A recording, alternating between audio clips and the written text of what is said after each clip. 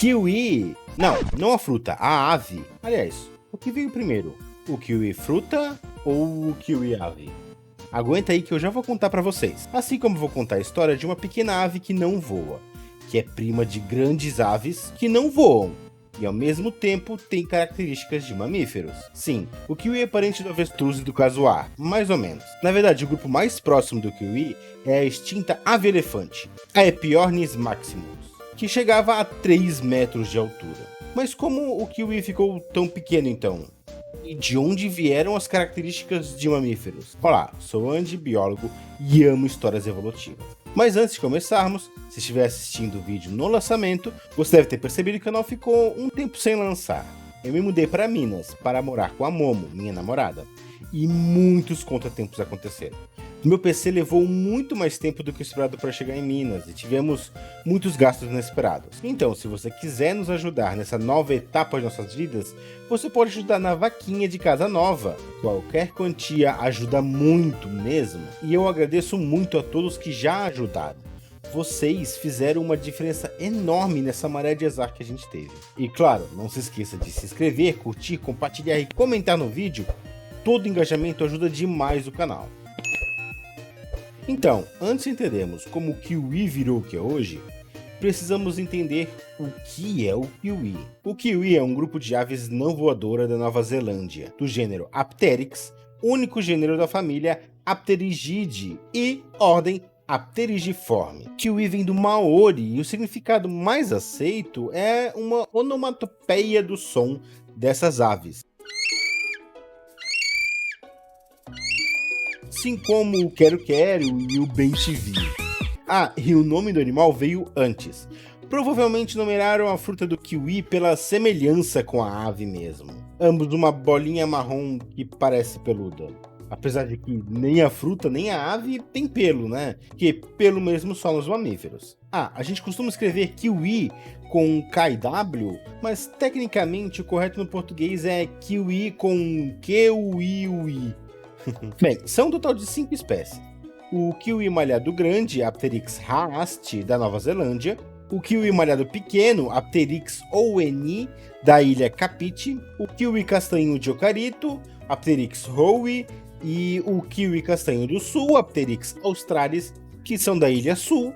E o kiwi castanho do norte, Apteryx mantelli, que é da ilha norte. O maior deles, o kiwi malhado grande, chega a 45 centímetros de altura, enquanto o menor, adivinha, kiwi malhado pequeno, chega a 25 centímetros de altura, mais ou menos. Possuem um dos maiores ovos em relação ao corpo, podendo pesar até 450 gramas. Olha só um ovo ao lado de um kiwi. O pior, olha só esse ovo dentro do kiwi. A produção do ovo coloca um estresse fisiológico enorme na fêmea. Durante os 30 dias que leva para crescer o ovo totalmente desenvolvido, a fêmea deve comer 3 vezes sua quantidade normal de comida, para conseguir produzir o ovo, né? Mas, nos últimos 3 dias, o ovo ocupa tanto espaço que a mamãe não come nada, pois não tem espaço no estômago. Seu bico é longo e flexível, e sensível ao toque. São onívoros, comendo pequenos invertebrados diversos, sementes e frutas. O bico longo e sensível ajuda a encontrar invertebrados dentro da terra. Possui hábitos noturnos, o que é muito incomum para aves. E sua pena parece com pelos, mas não são pelos. Sua asa é tão pequena que é quase imperceptível. Assim como outras ratitas, já falo sobre elas, não possuem quilha no externo, para ancorar os músculos da asa, que são usados para o voo, e não possui ossos ocos, os ossos pneumáticos, que a maioria das aves possuem para auxiliar no voo. Como o kiwi não voa, os ossos são mais densos e possuem medula, assim como dos mamíferos. Os kiwis formam casais e são territorialistas. Esse registro viralizou pela raridade.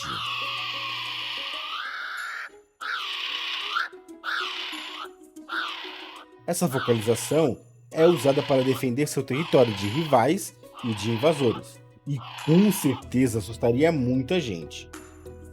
Mas como que uma ave tão pitica pode ser parente de gigantes como avestruzes e casuários? Bem, por muito tempo os kiwis faziam parte da família Ratita, que era uma família de aves que não voam e possuem asas vestigiais, e todos possuem a mesma característica, que é a principal do grupo, né, e o kiwi também tem, a ausência da quilha no externo. Inclusive, é daí que vem o nome Ratita, que significa jangada, um barco sem vela, assim como o externo não tem quilha, que pode parecer como uma vela de um barco. Seus integrantes eram o kiwi, a ema, o casuar, o emu, o avestruz e duas espécies extintas, a moa e a ave-elefante.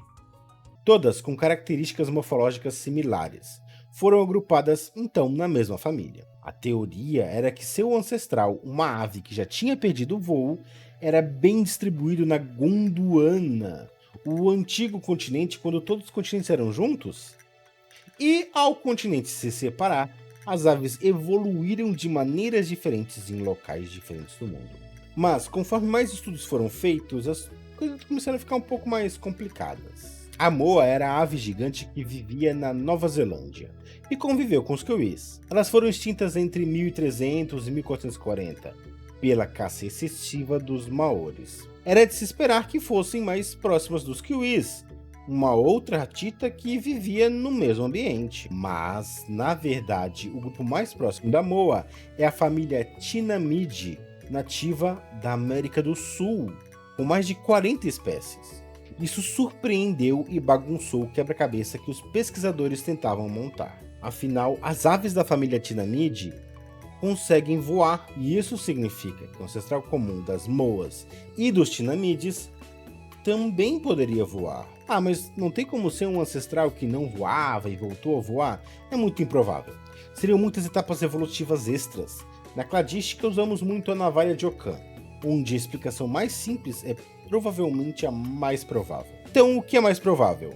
Que uma linhagem tenha perdido a capacidade de voo, depois ganhado novamente, ou que ela tenha se dividido em duas linhagens, uma mantendo o voo e a outra perdendo. Inclusive, tem uma teoria que a ave migrou para a Nova Zelândia e de lá migrou para as Américas. E daí as que ficaram na Nova Zelândia evoluíram o não voo, mas piora.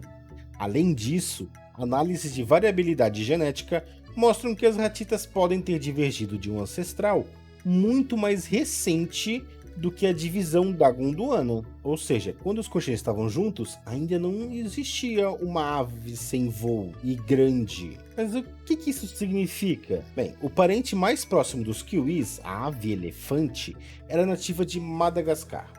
Sem a possibilidade de terem se distanciado pela deriva continental, a explicação mais plausível é que o ancestral voador migrou para Madagascar e Nova Zelândia, dando origem aos Apterygidae, a família do kiwi, e aos Epiornithidae, a família da ave-elefante. Isso significa que é muito provável que a evolução das características das aves não voadoras aconteceram mais de uma vez dentre os membros da ratita. Então, o avestruz evoluiu a característica não voar, o kiwi evoluiu a característica casuar, o emu em momentos diferentes e independentemente. A família ratita não existe mais. Ao invés, temos a infraclasse Paleognathae. Ela engloba todos os ratitas e os tinamídeos, os parentes da moa da América. A maioria das aves do grupo evoluíram gigantismo. Como abandonaram o voo, os ossos podem ser mais densos e várias adaptações para o voo, como músculo para as asas e o metabolismo acelerado, não eram mais necessárias.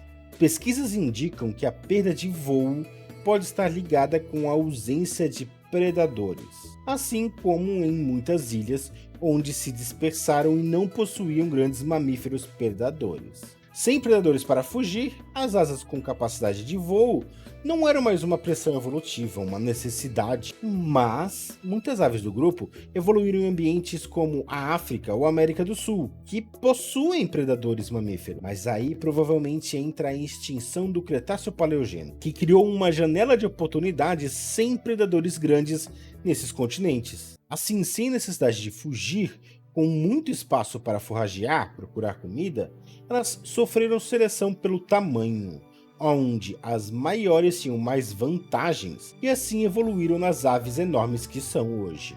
Apenas dois grupos dos paleognatas não evoluíram gigantismo: os tinamídeos e os kiwis. Provavelmente, pois quando eles migraram ou quando surgiram, já havia uma população muito bem estabelecida de paleognatas gigantes.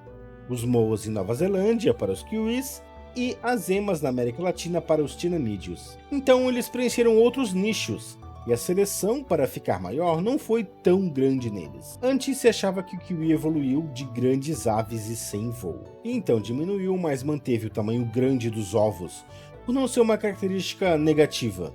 Bem, diz isso pra coitada da fêmea, né? Mas hoje se acredita que o ovo é uma evolução para que os filhotes já nasçam mais desenvolvidos, e com a gema no ovo suficiente para o ovo se desenvolver por 2 semanas e meia. E com a ausência de predadores mamíferos na região, os ovos estavam seguros. Resumindo, os kiwis não encolheram, mas sim foram um dos únicos que não ficaram gigantes. Provavelmente, pois os moas já ocupavam esse nicho na Nova Zelândia. Antes de continuar, só esclarecer rapidinho para quem não sabe, ou esqueceu o que aprendi no ensino fundamental. Nicho ecológico é o espaço que a espécie ocupa no ambiente. E muitos fatores englobam um nicho, desde alimentação, habitat, comportamentos sociais, hábitos diurnos ou noturnos, entre várias outras coisas. Se não há nicho ecológico vago, as duas espécies que ocupam o mesmo nicho vão acabar competindo, e uma delas vai acabar não sobrevivendo. Mas quando há um nicho vago, espécies que não ocupavam esse nicho podem começar a ocupar ele, por oportunismo. Bem, é só um resuminho, só para relembrar e não ficar boiando. Mas então, o nicho de grande predador em Nova Zelândia estava preenchido pelos moas. E aqui entra uma curiosidade muito legal dos kiwis. Eles preencheram o nicho de um grupo de animais que não existia lá, os mamíferos. Mais especificamente, os mamíferos de médio porte, pequeno porte, noturnos e onívoros. Eles caçam insetos e pequenos vertebrados de noite e, como falamos antes, possuem um bico muito bem adaptado para isso. Mas também podem comer sementes ou frutas. Então o kiwi evoluiu com a tranquilidade da ausência de predadores, dormindo durante o dia e com seus ovos bem seguros ali sozinho. Não sozinhos, né? Inclusive é o macho que choca o ovo. Esqueci de falar isso antes. Até o humano aparecer. A introdução de cães, gatos, arminhos e furões são uma grande ameaça para a conservação dos kiwis. Arminhos e furões caçam os filhotes dos kiwis. Os gatos não caçam tão ativamente os kiwis em si, mas eles também podem matar alguns. E cães são a maior ameaça para os kiwis adultos. Os cães ferais que foram soltos e vivem soltos caçam kiwis adultos. Mas mesmo um cachorro curioso, sem nenhuma agressividade, ao cutucar um kiwi pode romper suas frágeis costelas e órgãos internos. Eles não foram adaptados para se proteger de predadores. E como os animais podem caçar durante o dia, quando o kiwi está mais vulnerável ainda dormindo, se torna uma ameaça mais perigosa ainda. Isso e a expansão humana torna a conservação de kiwis muito difícil. Pesquisas indicam que apenas 5 a 10% dos filhotes sobrevivem até a fase adulta na natureza, em áreas que não têm nenhuma proteção ou manejo. Existem vários santuários pela Nova Zelândia e projetos que tentam salvar os kiwis, mas novamente vemos um caso onde humanos levam animais que não deveriam estar lá e que causam um impacto ambiental. Será que, assim como os moas extintos pelos maoris, os kiwis serão extintos pelos neozelandeses? Bem, pelo menos muitas pessoas estão ativamente tentando evitar isso. Então só o futuro irá dizer. E essa é a história da pequena ave que não voa no meio de gigantes. Ainda há muito a se entender sobre a evolução das ratitas, e se elas realmente eram relacionadas. Temos poucos registros fósseis e muitas peças faltando no quebra-cabeça. Mas eu acho incrível pensar que essas aves que perderam o voo são tão parecidas que estavam na mesma família, mas ao mesmo tempo elas evoluíram essas características de maneiras independentes várias vezes. E também pensar que até pouco tempo atrás a gente acreditava que o kiwi encolheu por viver em uma ilha. Eu aprendi isso na faculdade. Mas a ciência não é fixa. Ao aprendermos novos fatos, nos adaptamos e tentamos entender melhor o que realmente aconteceu. Pode ser que daqui a 10 anos esse vídeo esteja desatualizado e a gente tenha um entendimento totalmente diferente da evolução do kiwi. Espero que vocês tenham gostado da história, que eu tenha conseguido passar bem um assunto tão complexo para vocês. E se algo não ficou claro, deixe nos comentários que eu irei responder todas as dúvidas sobre esse vídeo. Ah, e se gostou do formato, tem algum animal que você gostaria de entender melhor a sua história evolutiva? Deixe também nos comentários. Obrigado por assistir o vídeo até aqui e continuem curiosos.